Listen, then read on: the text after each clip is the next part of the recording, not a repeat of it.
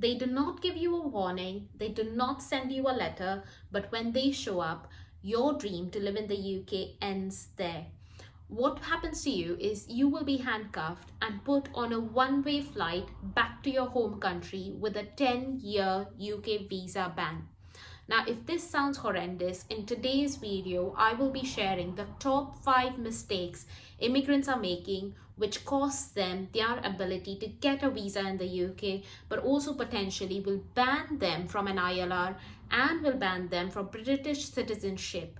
Now, these are 5 common mistakes that are constantly overlooked, which is why this video is going to share more light on this topic. But before we move ahead, my name is Nikita and I make videos about living in the UK as a healthcare professional, working, clearing your job interviews and landing your dream roles. And if any of this is of interest to you, do not forget to drop me a subscribe on YouTube, but also follow me on Instagram. My handle is Physiotherapy in UK. Let's get into the details of today's video. First most common mistake is overstaying your visa. Under Section 24 of the Criminal Offence Act, it is a criminal offence for you to overstay your visa duration. Now, this does not mean that even if you stay one day, it's acceptable. It does not. Whether you stay one day or 4 weeks or 4 months or up to a year, if you are illegally residing in the UK, all of that is considered not acceptable when you go on to make either your next visa application, which might be completely legit, or your ILR or your British citizenship applications. You might think it is fine. Maybe you're just waiting for a visa extension, or you're just about to get married to somebody, which will give you the right to live in the UK once you've gained your visa. But if you've overstayed your visit on an illegal route, then that's just not okay. In 2023, an Indian student was on a student visa and had overstayed on a student visa, not applying for PSW. Now, she thought she was fine, but when she went for a GP visit, she was flagged, and within 48 hours, the government officials, that is the Home Office officials, rang up to her doorstep and sent her in handcuffs on a deported flight back to India. Now, this was all within a matter of 48 hours of her visit to the GP, which flagged her up on the system. So this is definitely not a risk worth taking. The next reason why a lot of immigrants misunderstand or are deported back to their home countries could be access to public funds. Now, you might think that getting a visa in the UK is really easy and obviously can be really sort of exciting at that point. However, on the back of your visas, it always says that you are not allowed to access public funds. This is applicable not only for student visas, but also for work visas and dependent visas. Now, what happens if you do access public funds? If you do access public funds, then when you go on to extend your visa, or say for example, apply for the next visa, you will be flagged to the Home Office, and that will be unacceptable to them. So they will deport you back to your home countries along with your family. So it's definitely not a risk worth taking. Now, in 2024, a Nigerian family lost their house in a house fire. Now, due to this, they thought that they could access the emergency housing situation funding that was available to UK citizens who've lost their properties in a fire.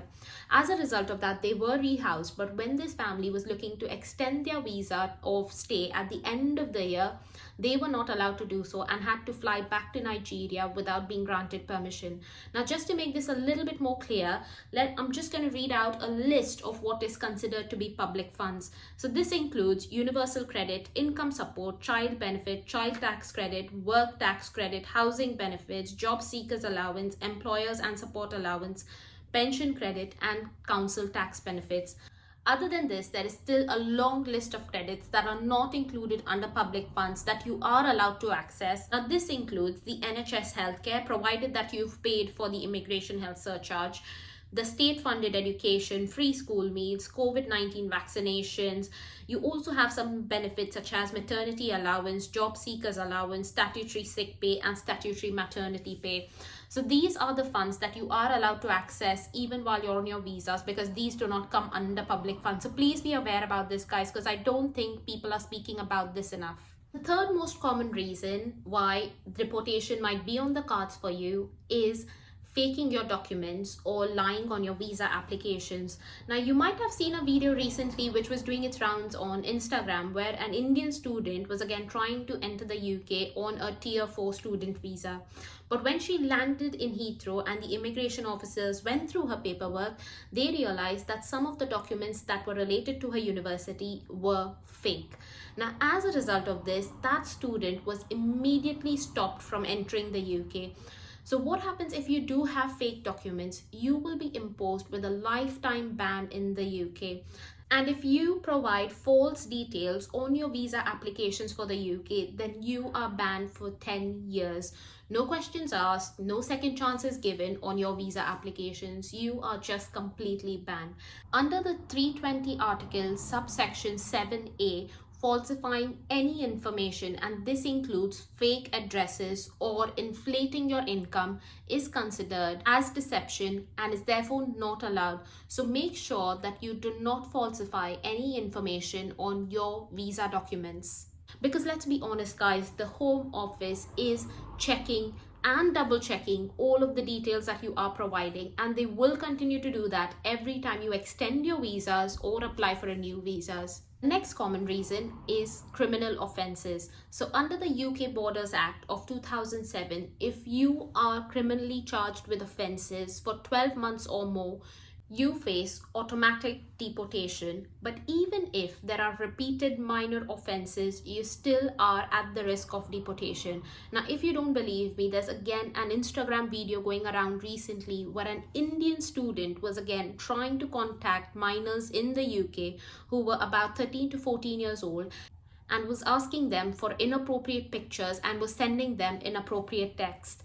Now, as soon as the police got hold of this, they contacted the Home Office and they have said that that person is going to be deported immediately back to India. The rules around this have gotten much tighter, and again, even if they are minor offences, when you go on to make your ILR application or your citizenship application later, these will be considered, this will be flagged up on your records, and they will make the process much harder for you. And if for some unforeseen reason the rules become more stricter, they might even not allow you to get your ILR or your British citizenship. So please tread with caution against criminal offences. And the fifth reason, which a lot of people are falling prey to these days, is surprise raids and checks. Now, you might think nobody is watching and nobody really cares about whether you're doing jobs which offer cash in hand just to make a few bits of extra income while you're a student or on work visa. But the UK Home Office has just in the last 4 months alone 100 plus raid checks on warehouses, factories, restaurants and homes. Now, recently in Essex, a Nigerian man was caught while working for a restaurant. At that point, it was said that he was waiting for his asylum visa application but did not have a valid work visa application. So that just meant that he could not work in the UK legally. He was immediately removed from the UK within 72 hours and his employer was fined £40,000. No UK visas or no work visas mean no mercy and you are deported back immediately. So if you are a student and trying to make a few extra cash income from the side, please do not fall prey to this, because if there is a raid, you are at the risk of not only losing your visa but your future of being in the UK. Now, I hope this video was helpful guys, and if it was, do share it with others so that they are aware about this, and I'll see you in the next one. Take care.